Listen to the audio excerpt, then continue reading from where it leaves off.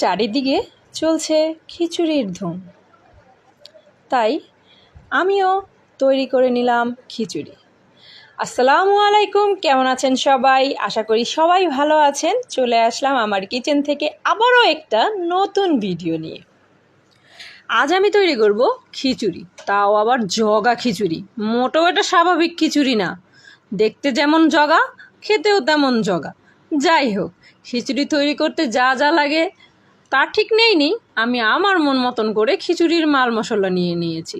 যাই হোক, সবার সাথে কিন্তু আমার রান্না করা মিলবে না, কারণ সবাই যেভাবে রান্না করবে সেভাবে তো আমি রান্না করতেই পারি না, কারণ আমি তো আমার মতো করে চলি, কারণ আমার রাজি আমিই রানি। তাই আমি আমার মতো করে খিচুড়ি বানিয়ে নিলাম। তো শুরু করে দিলাম খিচুড়ি রান্না। যাই হোক, এর মধ্যে জগা খিচুড়ির জন্য যা যা করা দরকার তাই করে তো ফেলেছি। এবার শুরু হচ্ছে আমার রান্না।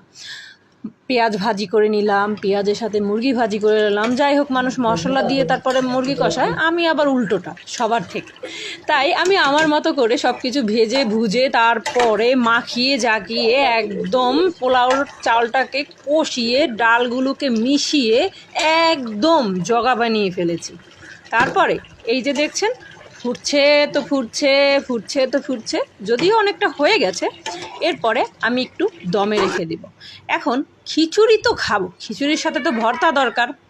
যাই হোক, খিচুড়িতে আমার আবার একটু ধনিয়া পাতা না দিলে হয় না, যেহেতু সবজি খিচুড়ি তাই একটু ধনিয়া পাতা মিক্সড করে নিলাম, যাতে ঘেরানটা একদম পুরো জগা জগা হয়ে যায়।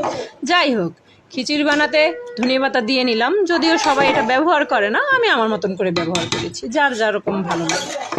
তো এরপরে চলে যাব ভর্তা বানাতে, কারণ খিচুড়ি হবে আর ভর্তা হবে না তাহলে তো হয়ই না। এর জন্য পেঁয়াজ আর শুকনো মরিচ দিয়ে, যদিও শুকনো মরিচ সবাই শুধু ভেজে নেয়, আমি আবার একটু সেদ্ধ করে তারপরে তেলে ভেজে নিয়েছি।